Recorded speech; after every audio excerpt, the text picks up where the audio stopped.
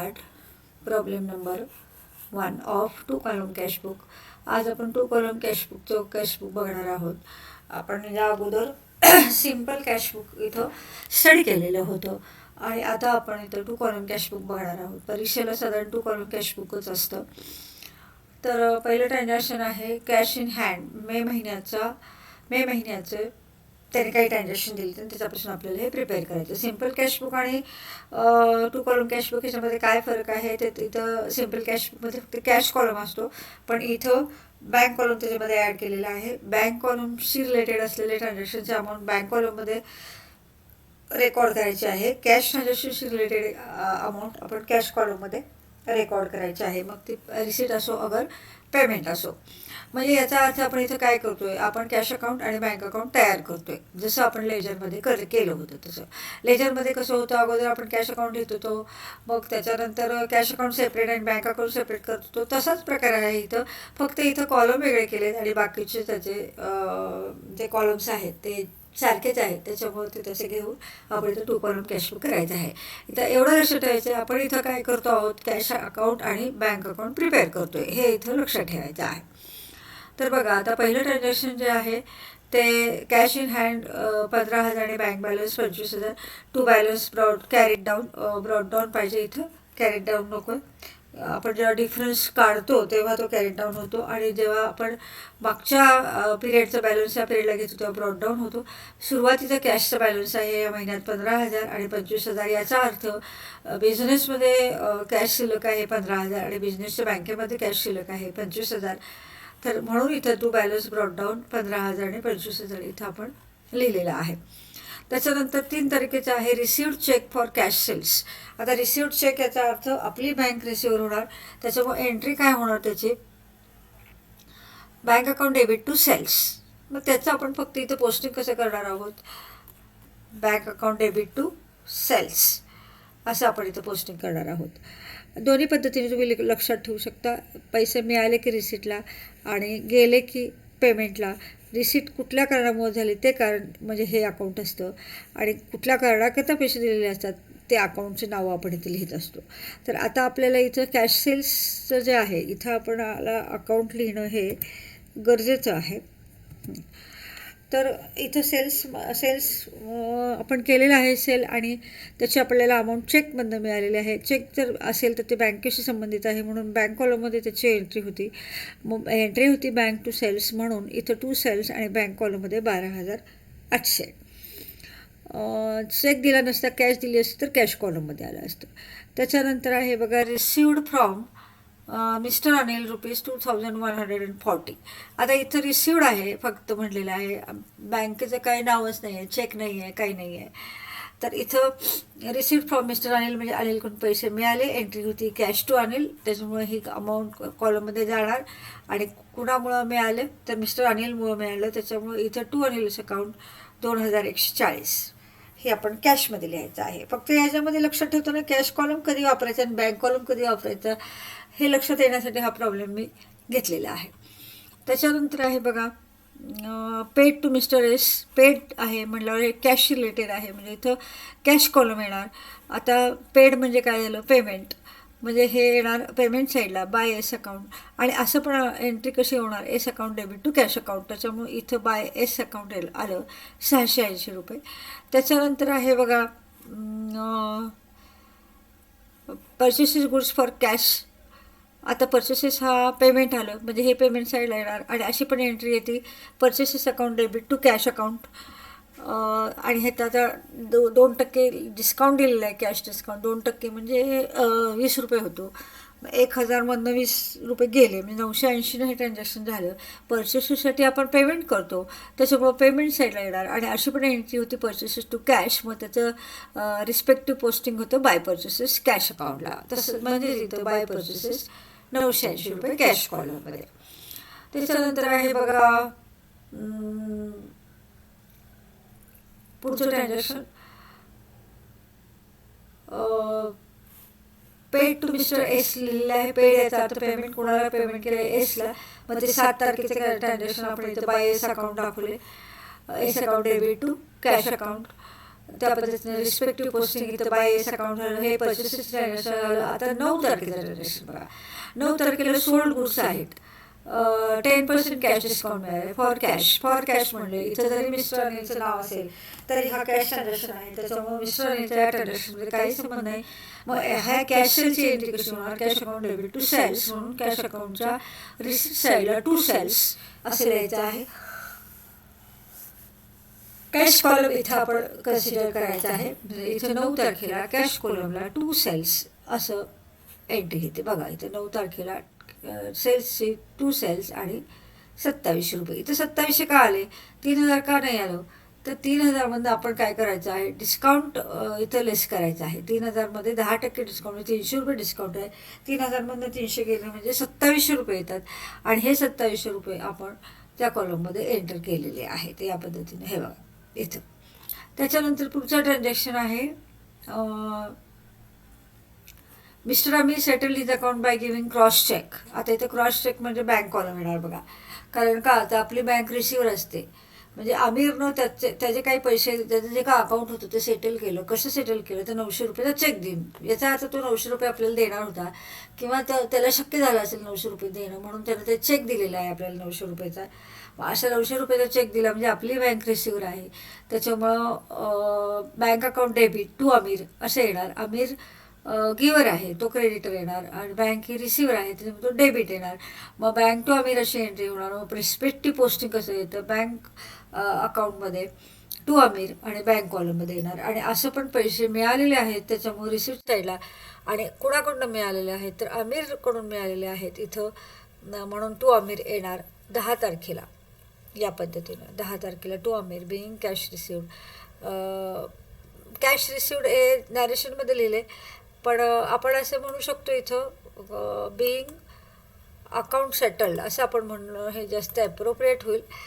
तर इथं being Aamir settled, being Aamir's account settled असं आपण म्हणू शकतो. बिईंग ते जास्त ॲप्रोप्रिएट होईल. Being Aamir's account settled.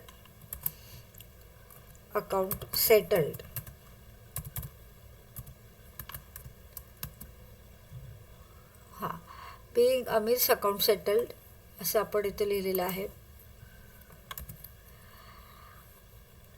Settled पाहिजे, ED पाहिजे इथं. हां, अमाऊंट सेटल्ड. तर हे योग्य ॲप्रोप्रिएट होईल. आणि आमिरने चेक दिला आहे त्याच्यामुळे हे चेक आहे 900 रुपयाचा, तो आपण बँक कॉलममध्ये इथे एंट्री करायची आहे. मग इथं बँक कॉलममध्ये 900 रुपये एंट्री झाली. अशा पद्धतीनं 10 तारखेचं ट्रान्झॅक्शन संपलं. आता 1 तारखेचं ट्रान्झॅक्शन बघा, paid by cheque to Mihir. जसं आपल्याला चेक मिळालं होतं म्हणून आमिरचं नाव लिहून आपण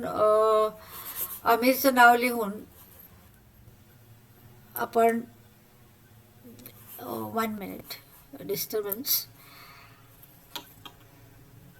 हां, तर आमिरचं नाव लिहून आपण रिसिप्ट साईडला एंट्री केली होती. टू आमिर्स अकाउंट 900 रुपये. त्याच पद्धतीने आपण दिलेले आहेत पैसे, त्याच्यामुळे ते बाय येणार. By Mihir's account. बघा काय आहे, मिहीरला किती रुपये दिलेले आहेत आपण, 800 रुपये दिलेले आहेत. मग बाय मिहीर पेमेंट साईडला येणार आणि असं पण एंट्री होणार, Mihir account debit to bank account. 800 रुपये चेक आहे म्हटल्यावर 800 रुपयेचा, तेव्हा बँकेत एंट्री येणार. बाय मिहीर्स अकाउंट 800 रुपये अशी बँकेत एंट्री येणार. थोडंसं व्हायरसचा प्रॉब्लेम आहे त्याच्यामुळे इथं एंट्रीज पुढं मागं परत झालेल्या आहेत, आपण ते करेक्ट करून लिहू. तर आता इथं अशा पद्धतीनं आपण मेरीला चेक दिला आहे म्हणून 800 रुपये बँक कॉलममध्ये घेतलेत. इथं आमिरकडून चेक मिळाला आहे म्हणल्यावर टू आमिर इथं 900 रुपये घेतलेले आहे. आले की हे डेबिट करायचे, गेले की क्रेडिट करायचे. बँकेत आले की डेबिट होतं, बँकेतनं बाहेर गेले की क्रेडिट होतं. तसंच कॅश आली की कॅश कॉलममध्ये डेबिट, कॅश बाहेर गेले की कॅश कॉलममध्ये क्रेडिट करायचे आहे. तर अशा पद्धतीनं हे झालं. त्याच्यानंतर आहे बघा,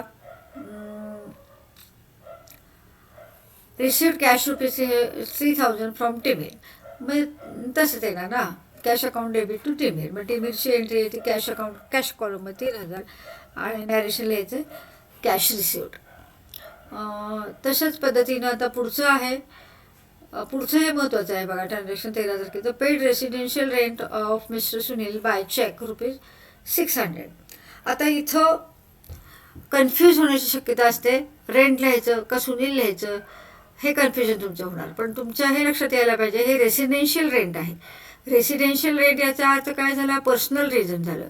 मग पर्सनल रिझनसाठी केलेला जो खर्च असतो त्याला काढलेले जे पैसे असतात त्याला आपण ड्रॉइंग जसं म्हणतो. त्याच्यामुळे इथं एक अकाउंट येणार ड्रॉइंग आणि दुसरं अकाउंट येणार बँक. का तर आपण चेक दिलेला आहे. म्हणजे आपण इथं ऑफिस रेंट हा शब्द वापरला असता तर ते बाय ऑफिस रेंट असं आलं असतं.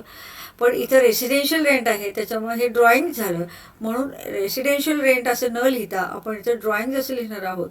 आणि सुनीलचं जरी नाव असेल तरी सुनीलचं या ट्रान्झॅक्शनमध्ये काही संबंध नाही आहे. आपण ड्रॉइंग्स साठी ते 600 रुपये काढलेले आहेत आणि ते त्या सुनीलला दिलेले आहेत. त्याच्यामुळं इथं हे ट्रान्झॅक्शन अशा प्रकारचं ट्रान्झॅक्शन करताना केअरफुली त्याची एंट्री करायची आहे. इथं रेंट पण डेबिट करायचं नाही आहे, इथं सुनील पण डेबिट करायचं नाही आहे, इथं ड्रॉइंग्स डेबिट करायचं आहे. कारण ते पर्सनल रिझन आहे. रेसिडेन्शियल रेंट हे पर्सनल रिझन आहे. त्याच्यामुळे ड्रॉइंग टू बँक अशी एंट्री येणार. का तर चेक दिलेला आहे.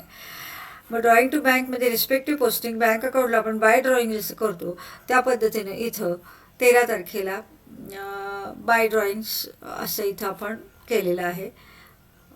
तारीख किती आहे, 13 तारीख आहे. इथं थोडंसं ते व्हायरसचा प्रॉब्लेम असल्यामुळं हा आपण इथं 13 तारीख घ्यायला पाहिजे. इथं 24 तारीख आलेली आहे. आपण ते करेक्ट करू. 13 तारखेला आपण बाय ड्रॉइंग्स 600 रुपये बँक अकाउंटमध्ये दिलेले आहेत. तर तशाच पद्धतीनं इथं